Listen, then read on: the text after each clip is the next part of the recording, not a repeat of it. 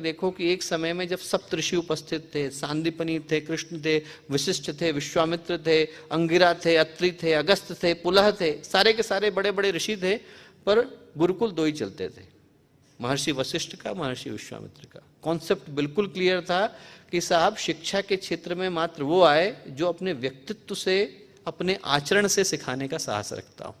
आपके पास पैसे हैं, बहुत अच्छी बात है, आप दुकान खोल लीजिए।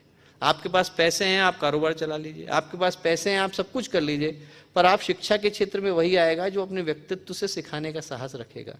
जो ये कर पाने का साहस रखेगा, वो शिक्षा के क्षेत्र में आने के लिए उसका स्वागत है। अभी उल्टा हो गया है, अभी एजुकेशन इंडस्ट्री हो गई है।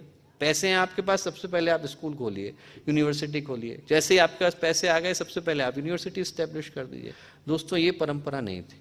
तो यदि हमें शिक्षा और विद्या के मूल में जाना है, तो हमें ये देखना होगा कि हम बच्चे के अंदर संस्कार तभी ला सकते हैं, आचरण तभी ला सकते हैं, उसका चरित्र तभी विकसित कर सकते हैं, जब ये जो मूल सिद्धांत है, उसका मूल सिद्धांत है कि विद्यार्थी के अंदर संस्कार आए, शिक्षक के अंदर अपने आचरण से देने का भाव आए। तहीं से आचार्य शब्द निकल करके आया। जो आचरण के माध्यम से सिखाने का भाव रखता है, वही दूसरे को दे पाने का साहस रखता है।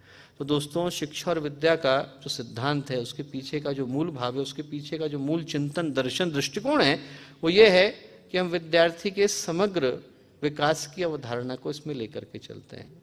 अच्छा डॉक्टर बने, इंजीनियर बने, हम लोगों के मन का भाव भी है, पर अच्छा इंसान बने, ये उसके ऊपर का भाव है। अच्छा इंसान बने, जहाँ जाए। आज भारत में 762 विश्वविद्यालय, 1,20,000 पोस्ट ग्रेजुएट कॉलेज, इनके माध्यम से जितने विद्यार्थी एक समय में इस देश को मिलते हैं, जितने डॉक्टर्स मिलते हैं, इंजीनियर्स मिलते हैं, वो तो मैंने काउंट भी नहीं किए। उनके माध्यम से यदि हर कोई अच्छे संस्कारों को लेकर के निकल रहा है, अच्छे भावों को लेकर के निकल रहा है दोस्तों, तो इस भारतवर्ष को स्वर्ग बन जाना चाहिए था। इस भारतवर्ष में से प्रत्येक तिलक के रूप में निकलना चाहिए था। इस भारतवर्ष में से प्रत्येक गांधी के रूप में निकलना चाहिए था, सुभाष के रूप में निकलना चाहिए था, भगत सिंह के रूप में निकलना चाहिए था। कहाँ खो जाते हैं वो लोग? वो इसलिए खो जाते हैं दोस्तों कि हम लोग उनको दिशा तो देने से वंचित रह जाते हैं। धारा तो देते हैं, उनको प्रवाह तो देते हैं, दिशा देने से वंचित रह जाते हैं।